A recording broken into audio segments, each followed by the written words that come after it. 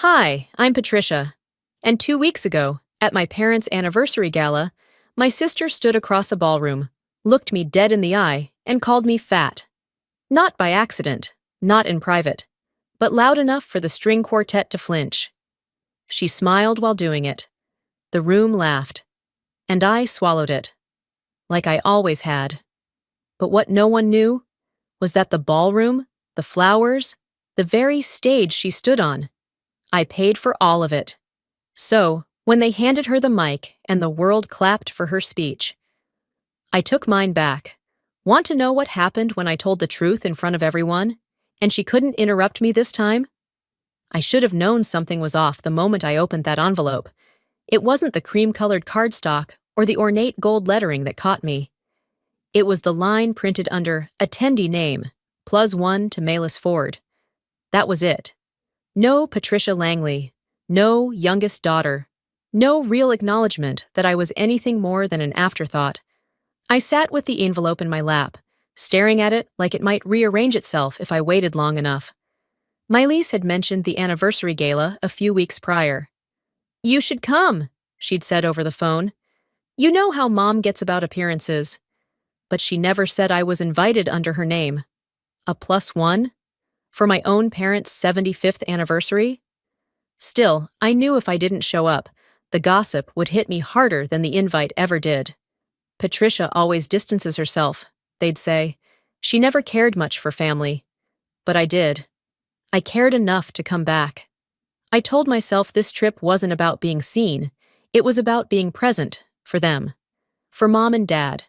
Charleston hadn't changed much in the 5 years I'd been gone. Spanish moss still draped the oaks like a southern ghost story. The roads wound tight between antebellum homes, and the humidity clung to your neck like an unspoken grudge. I drove in with the windows up and the AC on high, trying not to overthink every street I turned onto. But it was hard to ignore the feeling creeping in with every passing mile. The further I got into the city, the more I felt like I was shrinking. I passed the old park where Callista and I used to play. She'd take the swings, I'd take the monkey bars. Even then, she liked the spotlight. I just wanted the quiet. It had been years since I'd thought of that place, and even longer since it had felt like it belonged to me too. The hotel stood downtown, stately as ever. Marble steps, grand archways, a doorman in a tux, and a smile too stiff to be real. Inside, the ballroom glowed under chandeliers that probably cost more than my car. Tables were already filling. Laughter echoed in high ceilings. Champagne glasses clinked like tiny reminders of who's who. No one greeted me. No one said, "We've been waiting for you." The front staff barely made eye contact as I approached the check-in table. I cleared my throat. "Patricia Langley." The young woman flipped through her clipboard, then paused. I don't see you listed under that name." She glanced at her colleague, then back at me. "Are you perhaps a guest of Ms. Malis Ford?" I didn't flinch. "Yes, that's me." A name tag was handed over, blank space where my title should have been. No daughter, no family, just the word guest in bold black print. I pinned it to my dress like a label I hadn't chosen. Callista spotted me from across the room. Her eyes widened theatrically as she made her way over, arms outstretched, like we hadn't been estranged by years of silence. "Oh my God, you made it!" she sang out, loud enough to gather attention. "I was just telling everyone how great it'd be if you actually showed." That word, "actually," landed like a slap with a smile. It was her specialty. Polite jabs wrapped in gold foil.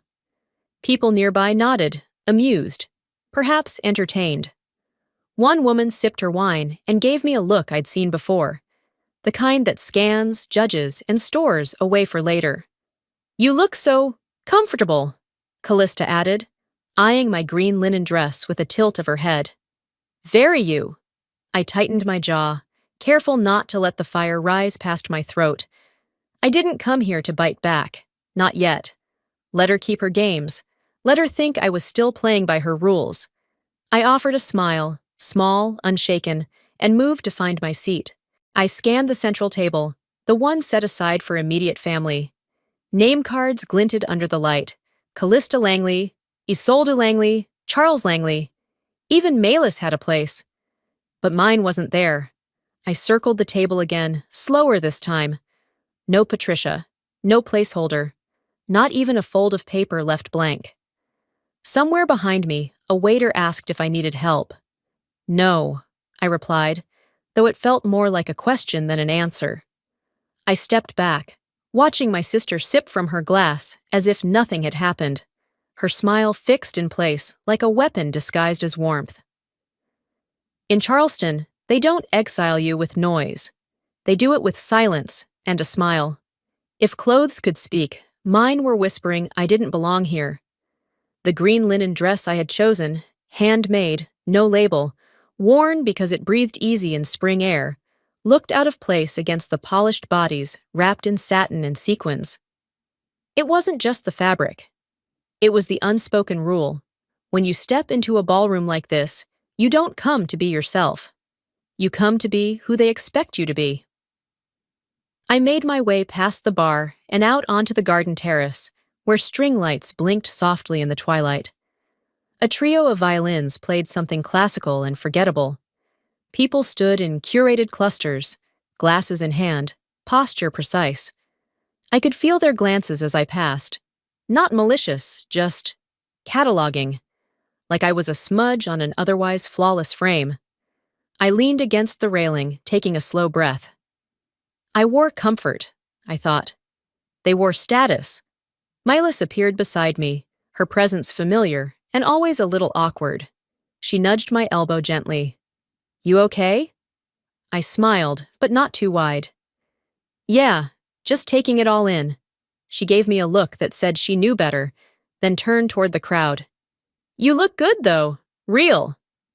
Thanks, I said, even though it didn't land. Compliments here were often just well-dressed lies. A voice called out from inside. Group photo for the family. People shuffled toward the main hallway, where a backdrop with our family name in gold stood ready. Callista took center stage, naturally. She directed the photographer, like she was shooting for a magazine.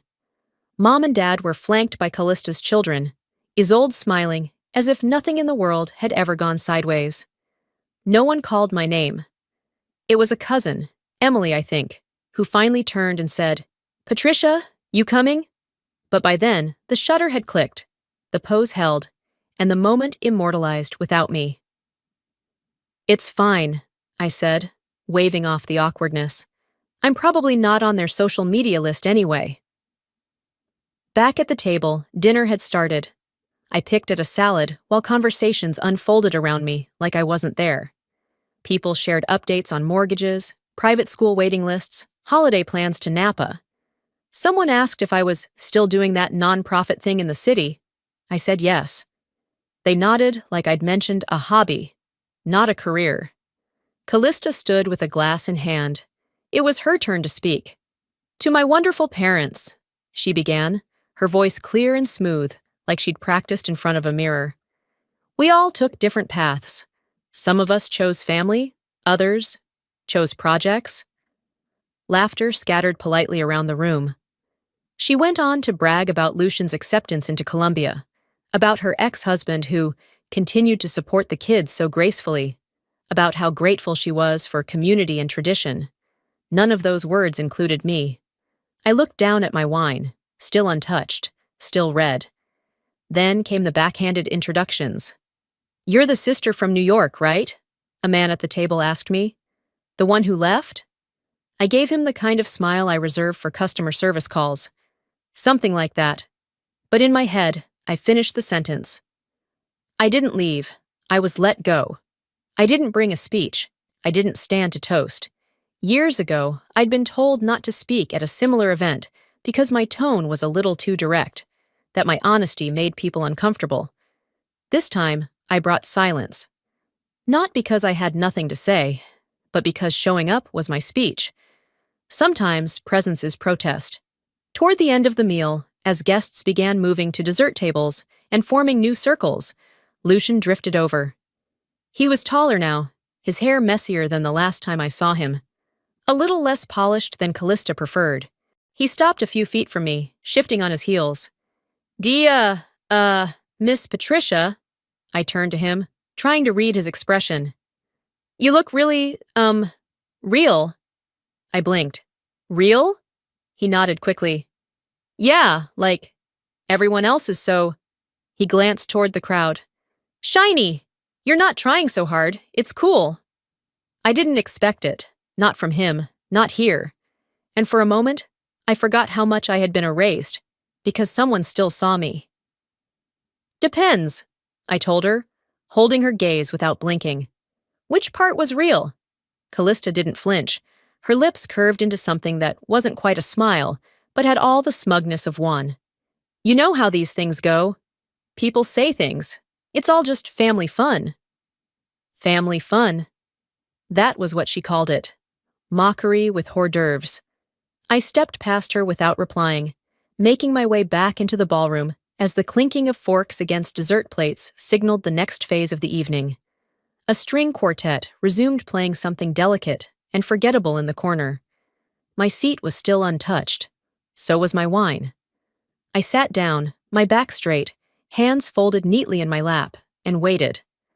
I could feel eyes flick toward me, some curious, some confused. Maybe a few realized by now that I wasn't just an extra in the background of their curated celebration. Then the microphone squealed slightly, catching everyone's attention. The host tapped it twice before announcing, "Now a few words from Callista Langley, eldest daughter of the Langley family." I took a slow sip, bracing. She walked up to the podium with the grace of someone who knew exactly how to command a room and how to use a microphone like a scalpel. Her voice was syrupy and clear. "We've all taken different journeys," she began, eyes sweeping across the room.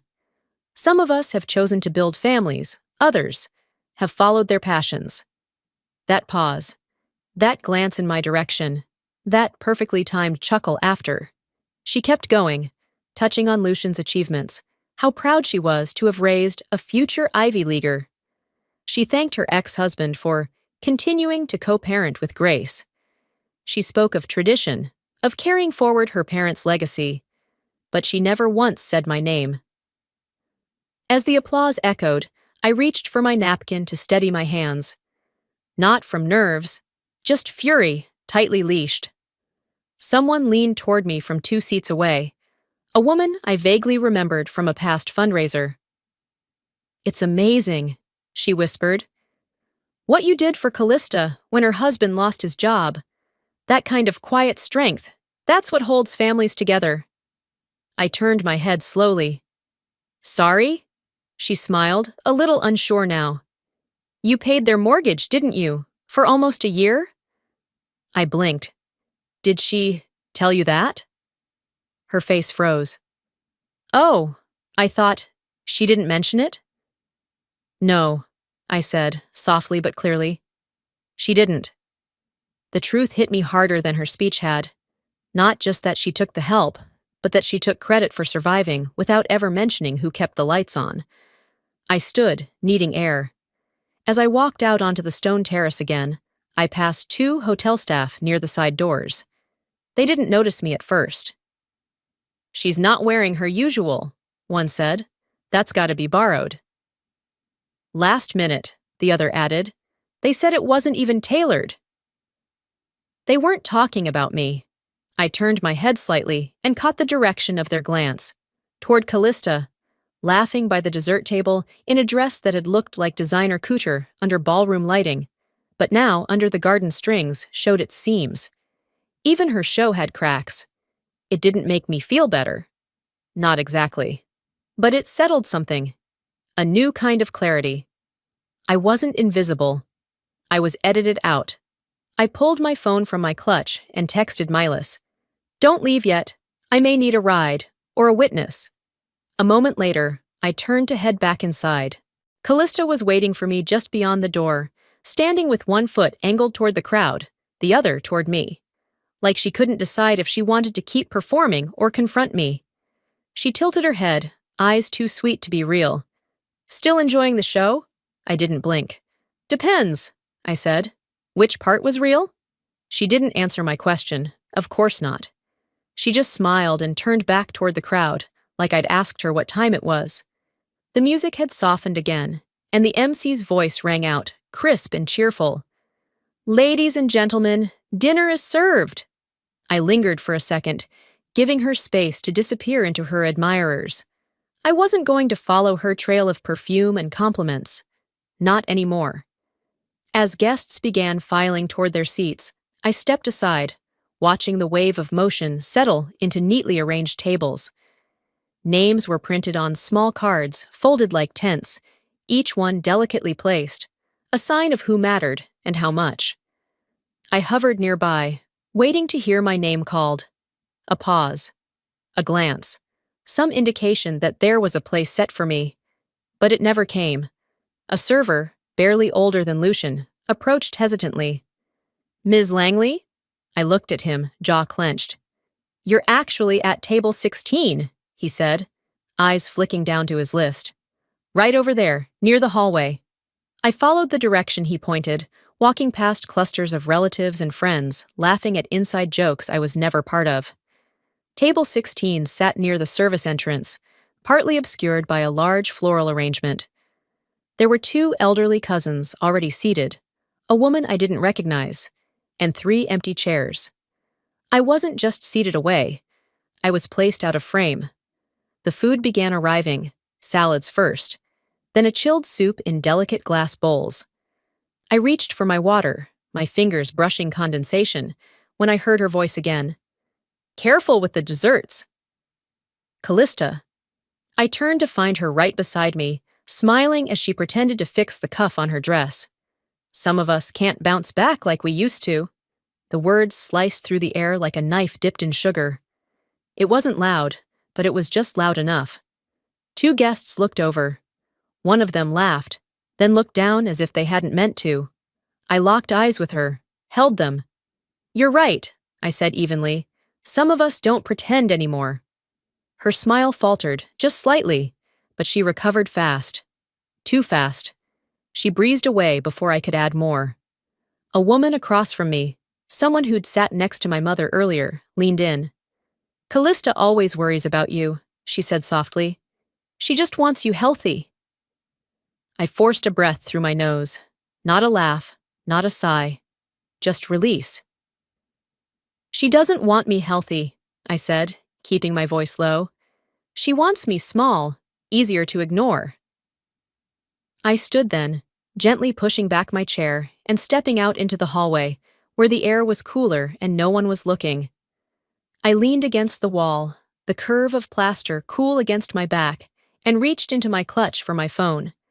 The folder labeled "Just in Case" was still there. Tapped open, it revealed a collection of documents. Property records, trust fund revisions, signed contracts, all with my name. All quietly forgotten, like I had been. I stared at them for a while, then closed the screen. Lucian's voice carried faintly from the doorway. "I don't get why Mom treats her that way," he was saying. "Trish is cooler than all of them." I turned my head just enough to see his profile lit by the warm glow of a wall sconce. He wasn't talking to me, but it didn't matter. For the first time all night, I didn't feel like I was surviving the evening. I felt like I was reclaiming it. I stepped back into the ballroom, not slowly, not with hesitation. I walked like someone who had nothing to prove, but everything to remind them of. The lights inside had dimmed slightly as I stepped back into the hallway. Conversations buzzed in corners. Laughter trickled like wine. But the pulse of the room had shifted. Something quieter now, more aware. Like the party had sensed a shift in current, but hadn't figured out where the storm was coming from. I wasn't looking for attention, but I didn't duck from it either. Near the exit to the catering corridor, a staff member approached. Clipboard in hand, brow furrowed like he was solving a math problem on paper. "Excuse me, ma'am," he said, tapping a sheet. "Are you the event lead? The rental contract lists your name." I blinked. For a second, I thought he had the wrong person. Then I remembered. "Yes," I said calmly. "I am." He smiled, visibly relieved. "Great. Just needed a quick signature to confirm the last invoice for lighting adjustments and the floral extension you approved this morning." He held out a pen. I took it. There it was, printed clearly across the top of the form. Patricia Langley, primary sponsor. Langley Grant Trust. No Callista. No co-chair. No shared credits. Just my name. I handed the form back, offered a simple nod, and walked toward the main ballroom, past clusters of servers in black ties and white gloves. One of them paused mid-step and murmured, "Evening, Ms. Langley." That was new. Inside, the atmosphere hadn't changed on the surface, but the undercurrent was different. I could feel it in the way people glanced and then looked again, half curious, half questioning, like they suddenly realized I wasn't just an estranged sister who'd shown up in a handmade dress. I didn't stop to explain. I didn't need to. By the far wall, Malis caught my eye. She stepped into my path, her face more alert now. "You okay?" she asked. "You look different." I let out a quiet laugh. "I'm remembering who I am." She grinned. "That's dangerous, you know, especially in this room." I leaned closer.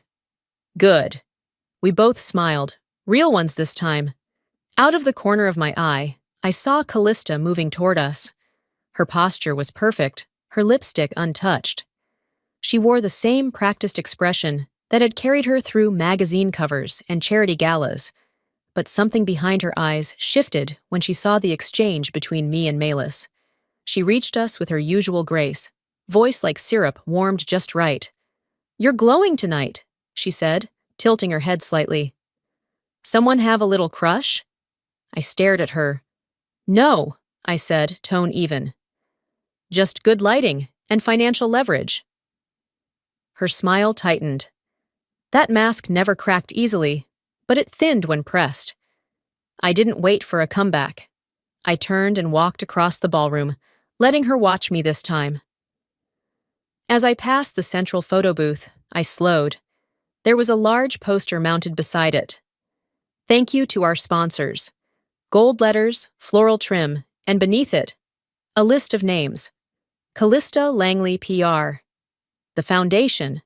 A couple of business partners I recognized from old family events, but no mention of the Langley Grant Trust.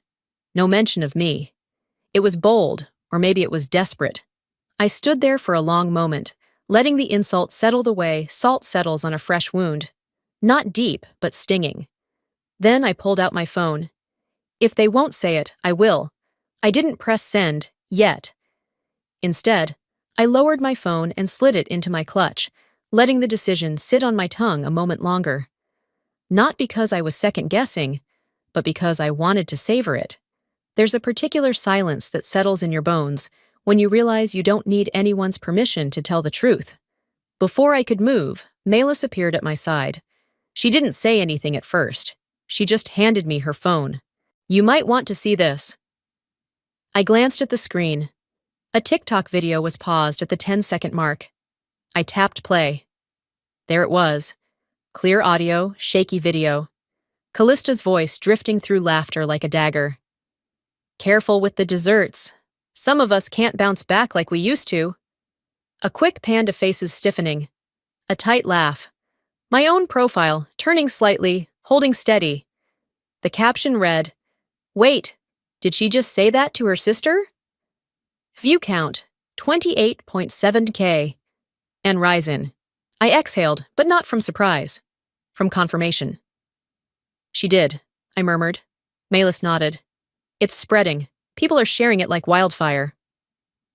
A few tables away, I saw a group of younger guests looking at their phones, then back at me. Whispers. Shifted glances. Something was unraveling. A server stopped near our table, hesitant. "Ms. Langley?" His voice dropped lower. "We've had 3 walkouts. Guests said they saw the video and didn't want to be associated." I nodded once. "That's not my fire," I said quietly. "I didn't light it. But I won't put it out either." He blinked, then backed away without another word. I stood and walked toward the back lounge area, smaller, dimmer, and more private. The noise of the ballroom dulled behind heavy curtains. A man I recognized from the hotel's AV team hovered by the door, pretending to scroll through his phone. As I passed, he glanced up and whispered, There's something you should have. Off the record. He handed me a small flash drive, already loaded. Security footage from the last gala. I wasn't sure if it meant anything, but now, I think it does. I thanked him. My hands didn't shake. I didn't ask questions. I just walked to the nearest table, pulled out my laptop, and opened the folder labeled Just in Case. One video showed Callista accidentally smudging the ink on my speech cards at a donor brunch 2 years ago. Another, her slipping behind the podium to check the mic moments before my mic went dead mid-sentence. And here, I thought I was clumsy. I took my time. I combined the documents I'd compiled earlier, the trust fund signatures, the event sponsor forms, the digital receipts, with the video from TikTok and the flash drive clips. Labeled the folder, zipped it, and drafted an email. Subject: For the record, not revenge. Recipients: a quiet list. Board members: 2 sponsors. 1 journalist I trusted. I hit send. Then I returned to the cocktail bar, left my phone unlocked, screen tilted up. The video played silently in a loop. If they wanted to talk, they would. If they wanted to ask, they'd find their answers. Callista walked by 10 minutes later. She didn't see me at first. She saw herself, on the screen. Froze mid-step. Her face didn't crack. It collapsed, slow and sharp. She turned to me, voice low and tight. "What did you do?" I picked up my glass, took a sip, and looked her square in the eye. "I stopped erasing myself," I said. "That's all." She didn't say another word, just turned and disappeared into the crowd like she always did, when she didn't have control of the narrative. The lounge grew quiet again as the video kept looping on the screen. I didn't stop it. I didn't need to. One of the sponsors approached a few minutes later, gesturing toward the gallery outside the ballroom. "They've put up a donor display in the corridor. You should come see it." I followed him out past the bar, into the long marble-floored hallway where small framed photos lined the walls. A headline in ornate gold font read, "Impact in Action, Celebrating Those Who Give Back." The 4th photo in the line made me stop cold. It was me, 5 years younger, in jeans and a damp hoodie, handing out boxed meals at a shelter downtown. Tired, no makeup, hair pulled back. The photo was candid. Someone had taken it without me noticing. I remembered that night clearly. It was one of the hardest months of my life. I'd just sold my apartment to keep a nonprofit program running. I was volunteering because I couldn't afford to sit still. Below the photo was a glossy plaque, Callista Langley Foundation, Ground Impact Work. That photo was taken without my consent. A friend of Callista's, a woman from her donor circle, stepped beside me. "It was such a great campaign year," she said. "That image was everywhere. Callista said you were fine with it." I turned to her slowly. "I wasn't asked." She blinked, uncertain.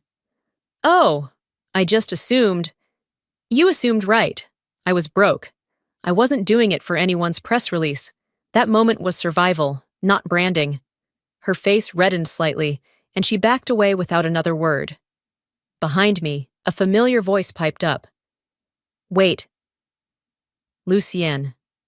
I turned as he stepped forward, wide-eyed and caught between childhood loyalty and truth. "Mom didn't tell them it was you? You're the one who pulled me out of the street that day." Several people nearby went still. His voice hadn't been loud, but it didn't need to be. "She didn't," I replied, without looking away from him. "But you just did." He bit his lip, unsure what to say next. I didn't need him to say anything.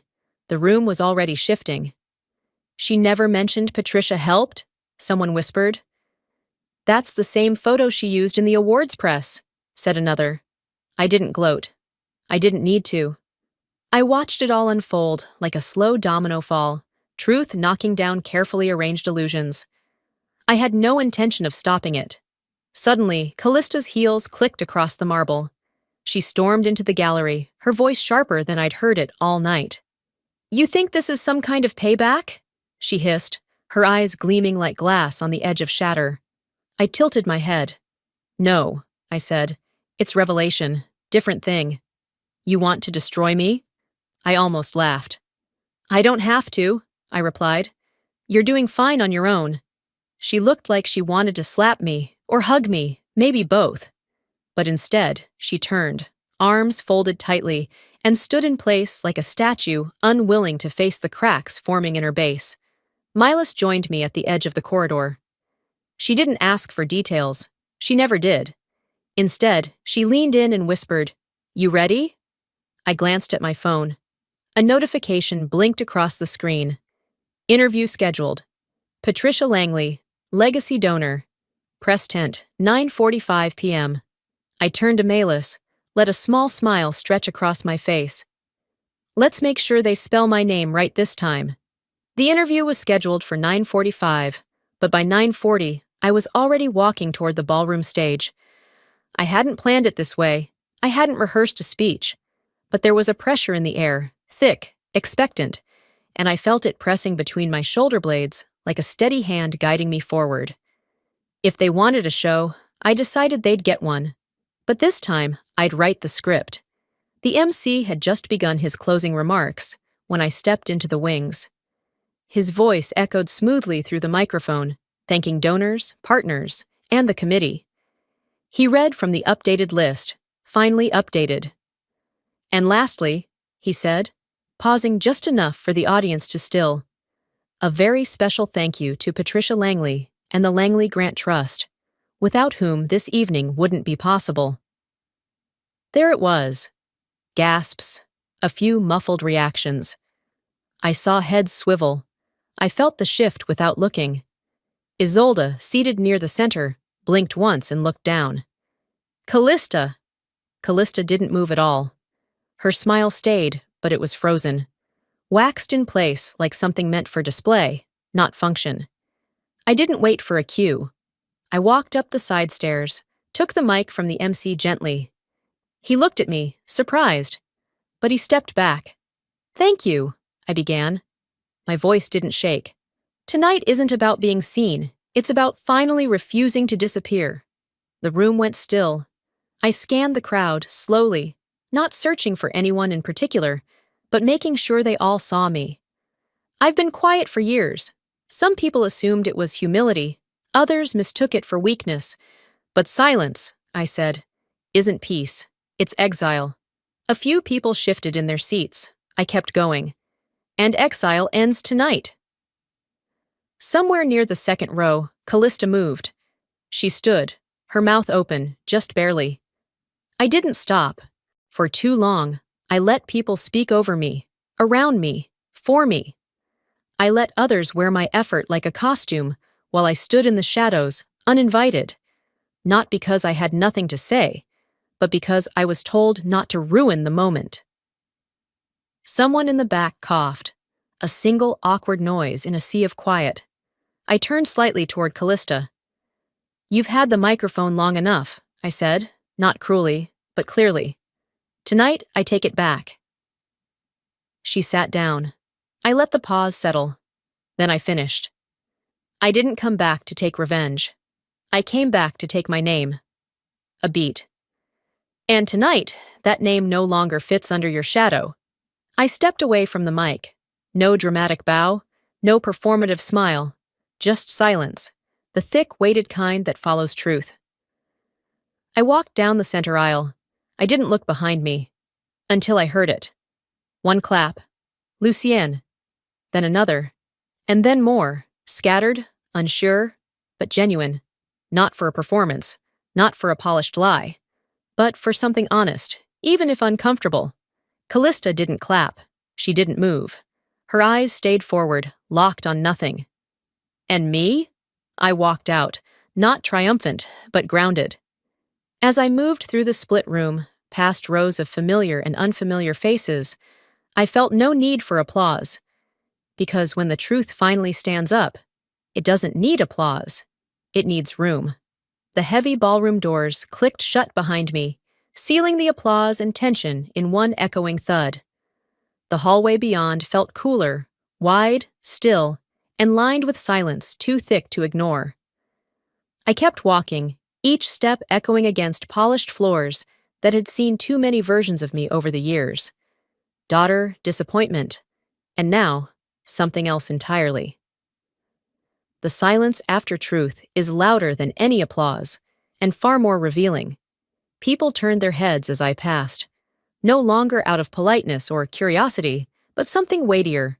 Respect, maybe, or realization. Even the staff seemed different now. A woman by the coat room nodded slowly as I passed, her eyes soft but intentional. No words, no smile, just acknowledgement. No one touched me, no one dared. Because once you stand in truth, you're radioactive, beautifully untouchable. Outside, the air had cooled further, the valet circle buzzing softly with idling engines and casual conversation. Milas appeared by my side again, seemingly out of nowhere, her usual calm woven with something close to awe. "You good?" she asked, her tone gentle but steady. I didn't answer right away. One of Callista's longtime donors, a man who used to pretend not to know my name, approached with a glass of bourbon in one hand. "You changed the room tonight," he said, "and trust me, the trust could use women like you." I shook his hand, keeping my voice even. "I'm not looking for validation, just alignment." He smiled, more genuine than I expected. "You got it." Just then, the glass doors behind us opened, and Callista stepped out. Her stride had slowed, her expression carefully rehearsed, but the cracks were showing. Her supervisor followed close behind with two other members of her firm, faces tight, clipped words exchanged under breath. He turned to me. "We had no idea," he said. "You deserved credit." Then he looked at Callista. "Let's schedule a conversation. First thing Monday." Her shoulders dropped just enough to be noticeable. Not defeated, but dented. I turned away, not out of cruelty, but clarity. Let her learn what I had to carry for years. There is no armor against exposure. Near the valet stand, she fumbled with her clutch and checked her reflection in a side mirror. Her necklace caught the light, only it didn't glint like it had earlier. One of the stones was missing. A valet whispered to another, "Looks cheap, like costume jewelry." I heard it, didn't flinch. Instead, I handed my valet ticket to the young man in a red jacket. He took it with a quiet nod. Malus joined me near the car. Neither of us spoke until the headlights pulled around. "I didn't need them to clap," I said. "I needed them to see." "They saw," she replied, "and they'll never unsee it." My car pulled up, engine humming low. I opened the door and slid in. As the door closed and I settled back, my phone lit up with a new message. From Mom, "We need to talk. Come by tomorrow." I didn't type a response. I didn't even open the thread. I just looked ahead, through the windshield, at the dark road stretching out from the circle drive. Because when you stop chasing validation, you start leading the narrative. Morning came with that sticky Charleston heat that clung to everything. Your clothes, your breath, your thoughts. I'd barely slept. My phone, face down on the bedside table, still hadn't been touched since the message from Mom. But the day didn't wait, and neither did the brunch that followed the chaos of the night before. By 10 a.m., the garden behind the family estate was buzzing with well-heeled guests, balancing tiny quiches and fruit skewers on paper-thin china. White tablecloths fluttered in the breeze, and servers in khaki vests refilled champagne glasses like nothing explosive had unfolded 12 hours earlier. I didn't wear green this time. A navy shift dress, flat sandals, hair pulled back, clean, simple, honest. Lucienne caught my eye across the lawn, then ducked behind the AV table. A minute later, the large screen flickered on. I'd forgotten there was a tribute slideshow planned. Honestly, I'd expected them to cancel it after everything, but apparently the schedule must go on, even if the story had changed. The screen lit up with soft instrumental music, a reel of family photos rolling by. My parents' wedding, baby pictures of Callista and me, a few awkward Thanksgiving shots. Then Lucian's voice filled the space. My mom told me I should keep this short, but I just want to thank someone who doesn't get thanked enough. I froze mid-bite. My Aunt Patricia, he said, clear as day. She believed in me when I was failing school. When everyone else thought I was just lazy or distracted, she listened. A ripple passed through the guests. I wouldn't be at Columbia without her. There was no applause, just a soft exhale that rolled through the crowd like someone had opened a window. I didn't look at Callista. I didn't need to. People shifted in their seats. Some leaned in to whisper. Others simply turned their heads toward me. Milas, seated beside me, reached under the table and gave my hand the lightest squeeze. A few minutes later, the buffet line began forming, and I slipped toward the hedges, away from the chatter. I needed air. Something real. That's when I heard a voice I hadn't expected. Patricia. I turned. It was her ex-husband, Jeff. I hadn't seen him in almost 3 years. He rubbed the back of his neck. I never said it properly. I didn't speak. Let him say whatever he'd been holding. Thank you for covering the rent when I lost my job, for helping with Lucian. She never told anyone it was you. I nodded once. That was enough. He lingered like he wanted to say more. Then he gave a slight, grateful nod and walked away. When I returned to the table, the shift was clear. People no longer avoided my eyes. Some offered smiles. Others stopped pretending they didn't know what had happened. Callista stood near the rose archway, alone. Her phone in hand, screen glowing.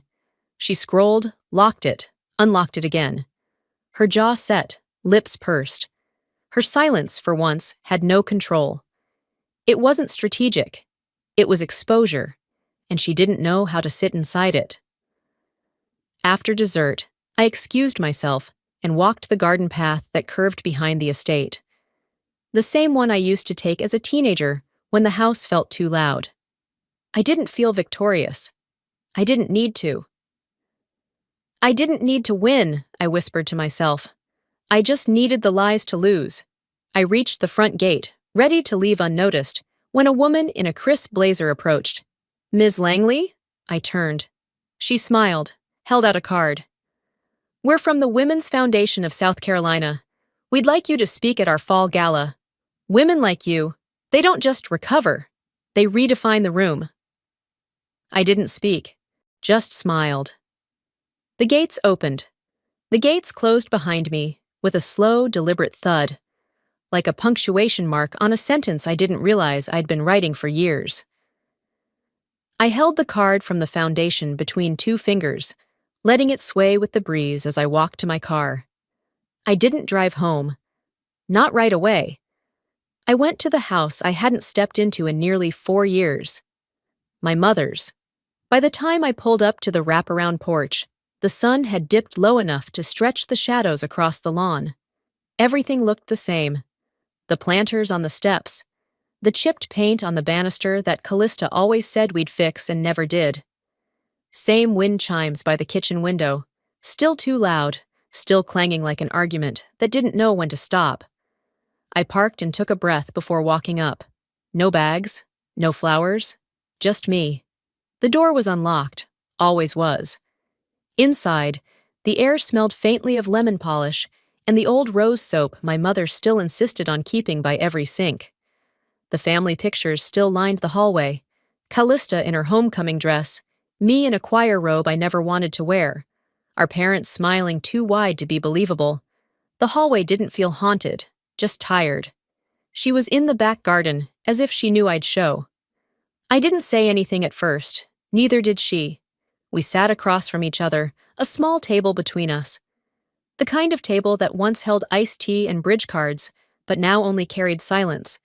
She poured tea anyway. The ritual was older than either of our resentments.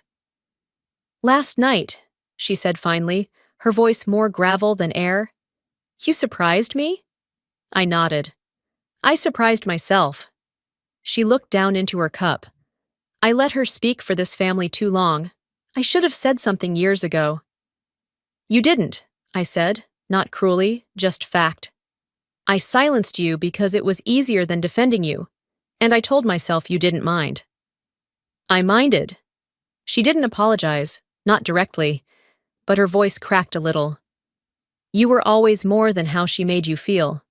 I see that now. It took everything in me not to scoff, but I didn't. You weren't supposed to protect me from her, I said. You were supposed to see me through her. She nodded slowly. I see you now. A breeze moved through the trees, shaking the leaves just enough to make them sound like a slow wave coming ashore. We didn't speak for a while. Some wounds don't close. They just stop bleeding. I stood, brushing non-existent crumbs from my lap. I'm not angry anymore, I said, but I'm not staying for dinner. She didn't try to stop me, just watched me gather nothing but my own composure. I was halfway down the brick path when her voice came, soft but sharp enough to find me. You were always the strong one, she called. I just didn't want it to be true.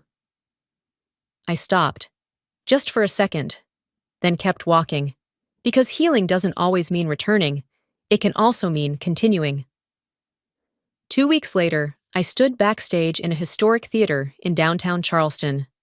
Brick walls, velvet curtains, and the faint scent of old wood and new beginnings. This wasn't a family event.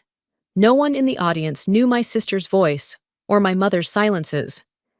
They only knew the version of me listed on the program, Patricia Langley, keynote speaker. I didn't return to be loved again.